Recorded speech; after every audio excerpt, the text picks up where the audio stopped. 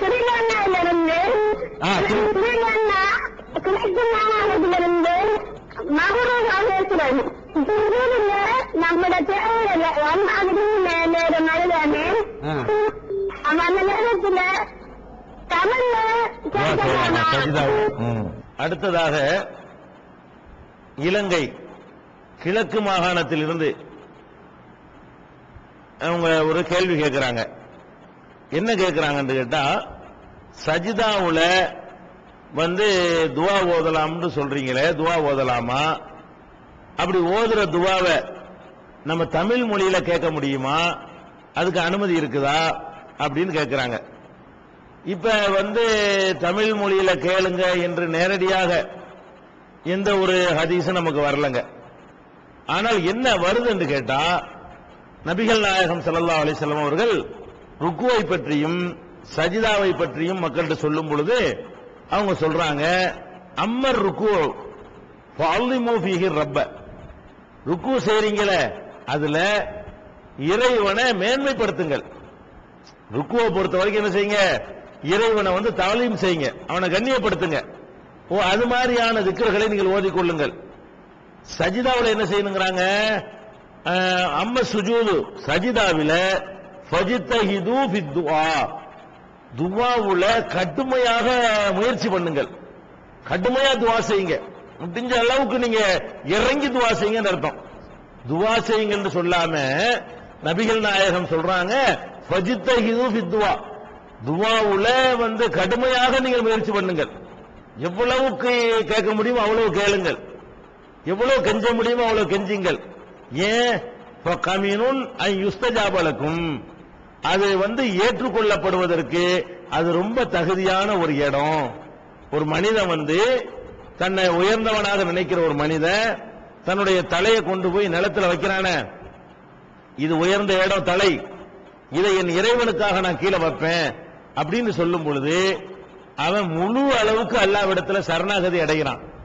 தன்னை சிறியவன் என்று ஒப்புக்கொள்கிறான், அல்லாஹ்தான் பெரியவன் என்பதையும் சேர்த்து ஒப்புக்கொள்றான். அப்ப அல்லாஹ்வுக்கு இது பிடிக்குது, இவன் பாரு என்னுடைய உயர்வை ஒப்புக்கொண்டான் அப்படின்னு சொல்லி அந்த பணிவான நிலையில, பணிவிலும் பணிவுல இருந்து கொண்டு ஒன்றை கேட்டால் அது பொதுவா மனிதர்களே ஏத்துக்குவாங்க. சும்மா திமிரா கேட்டா யாரும் தரமாட்டாங்க, பணிஞ்சு கேட்டா கொஞ்சம் தருவாங்க, கெஞ்சி கேட்டா தருவாங்க. ஆனால் அல்லாஹ் அந்த மாதிரி கெஞ்சறதுக்கு அனுமதி இல்லை, மனுஷன் கெஞ்சறதுக்கு. அல்லாஹ்விடத்துல எந்த மாதிரி கெஞ்சலாம், நெத்தியை கொண்டு நிலத்துல வச்சு நம்மளை முழு அளவுக்கு நம்மளை தாழ்த்தி கொண்டு இறைவன்ட்ட கேட்கலாம். அது ஏற்றுக்கொள்ளப்படுவதற்கு தகுதியானதுன்னு சொல்றாங்க.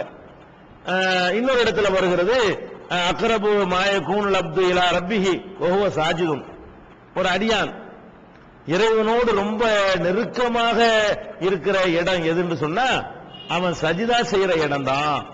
அவன் சஜிதா செய்யும் பொழுதுதான் நிக்கிறான்ல தொழுகையில, அப்பவும் அல்லாஹ்வுக்கு நெருக்கமா இருக்கிறான். ஆனா சஜிதாவோட அதை விட கூட நெருக்கமா இருக்கிறான். ருக்கு செய்யறான்ல அப்பவும் கூட அல்லாஹ்வுக்கு நெருக்கமா தான் இருக்கிறான். ஆனா அதை விட சஜிதாவுல அதிகமா நெருக்கமா இருக்கிறான்.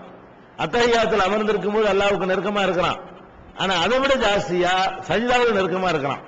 அப்ப நம்ம அல்லாஹ்வுக்கு ரொம்ப நெருக்கத்தை எப்ப அடைகிறோமோ அப்ப துஆ செய்வது நல்லது.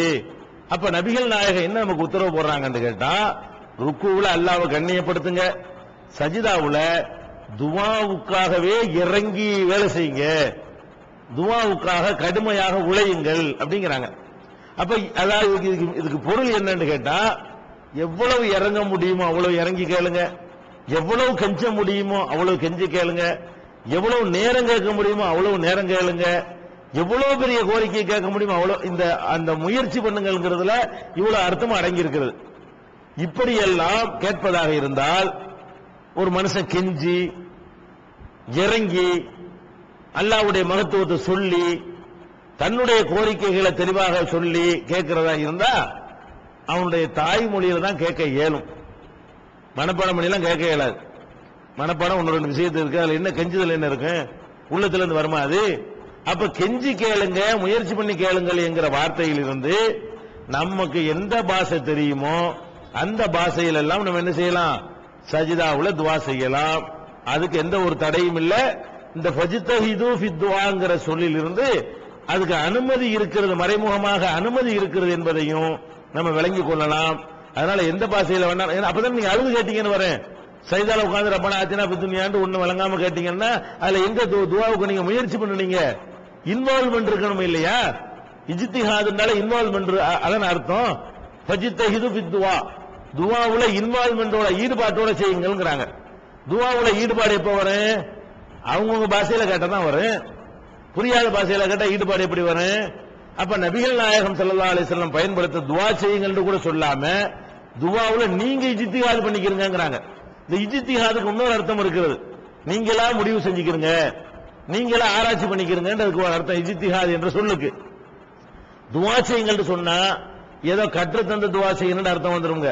துவாவுல இஜ்திஹாது பண்ணிக்கிறீங்கன்னா நீங்களா தேர்ந்தெடுத்து நீங்களா முடிவு பண்ணி நீங்களா கேளுங்க அப்படின்னு நம்ம பக்கம் நபிகள் நாயகம் ஸல்லல்லாஹு அலைஹி வஸல்லம் அவர்கள் இந்த பொறுப்பை சாட்டுகிற காரணத்தினால் எந்த பாஷையில வேண்டாலும் கேட்கலாம். அது ஊமையா இருந்தா மனசால கூட கேட்கலாம். பாஷை முக்கியம் கிடையாது. சஜிதா துவாவுக்கு, அதாவது துவா அங்கீகரிக்கப்படுவதற்கு மிக தகுதியான ஒரு இடம். அதனால உங்க தாய்மொழியில கேளுங்க. அதான் அதிகமாக ஈடுபாட்டோட கேட்க வேண்டிய ஒரு நிலைமை.